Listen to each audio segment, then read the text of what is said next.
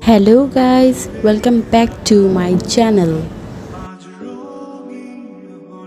আজকে সকাল সকাল আম খাওয়ার ক্রেভিংস হতে লাগলো, তাই দেরি না করে শুরু করে দিলাম আম কাটা।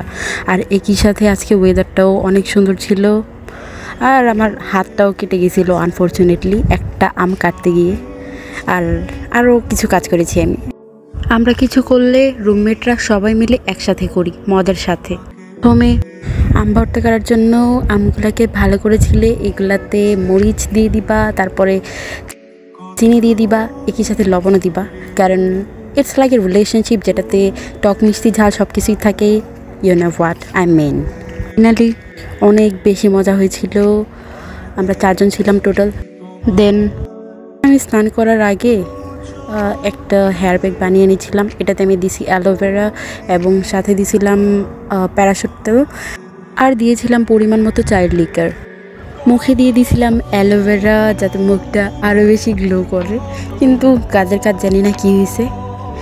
একই সাথে আজকে ছিল কৃষিগুচ্ছ এক্সাম, যেটা বিকেল 3টার দিকে অনুষ্ঠিত হয়েছিল। এত মানুষ ছিল, আর হেয়ার প্যাক দেওয়ার পর এই হচ্ছে আমার চুলের অবস্থা, একদমই সামলাইতে পারতেছি না। যদি আপনারাও ট্রাই করেন আশা করি ভালো ফল পাবেন। হ্যাঁ, যাই হোক, কোনো একটা কাজ তো হইলো আমার ব্লগ দেখে। তারপর সন্ধ্যার দিকে খাবার আনতে গেছিলাম, ক্যান্টিনে গিয়ে দেখি 7:30টার দিকে খাবার দিবে, তখন বাজতেছিল 7টা। তাই মালিহার সাথে একটু গল্প করতেছিলাম। রুমে এসে জানলা দিয়ে তাকিয়ে দেখি এগুলা আকাশে দেখা যাচ্ছে। আমি জানি না এগুলো কী দিয়ে বানাইছে, বাট এগুলো মেইনলি গাজাবাসীদের ট্রিবিউট করা হয়েছে, কারণ আজকে ছিল গাজাবাসীদের জন্য প্রটেস্ট করার দিন। জিনিসটা সামনাসামনি দেখতে এতটা সুন্দর লাগতেছিল, আমি ভাত বেড়েই এটা আকাশের দিকে তাকাই দেখি এই অবস্থা। সাথে সাথে আমি ছাদে লাফ দিয়ে উঠে আসছি, এসে দেখি আরও অনেকে ছিল। ক্যাপচার করছি যতটুকু পারছি, বাট চোখ দিয়ে দেখলে আরও বেশি সুন্দর লাগে সামনাসামনি। যাই হোক, এই বিষয়টা যে আমি আজকে অনুভব করব, অনেক ভালো লেগেছে এটা দেখে। আর আজকের আকাশে চাঁদটাও ছিল খুবই সুন্দর। ইভেন এখন আমি ছাদেই আছি, চাঁদটা এত জ্যোৎস্না দিচ্ছে যে বলারও বাইরে। আর সাথে হালকা করে বাতাসও বয়ে যাচ্ছে, সব কিছুই খুবই ফ্যান্টাস্টিক। এখানে আসলে প্যালেস্টাইন এবং বাংলাদেশ এই দুইটা দেশকে এক করে কিছু জিনিস দেখানো হয়েছে। এখানে ছিল 1971 লেখা, তারপরে প্যালেস্টাইনের পতাকা ছিল। আর এটা মেবি মুগ্ধ ভাইয়ার ছবি, I don't know really well, অন্য কিছু হইতে পারে। আর সাথে আরও কিছু জিনিস দেখানো হয়েছিল, কিছু পশু পাখির ছবিও ছিল।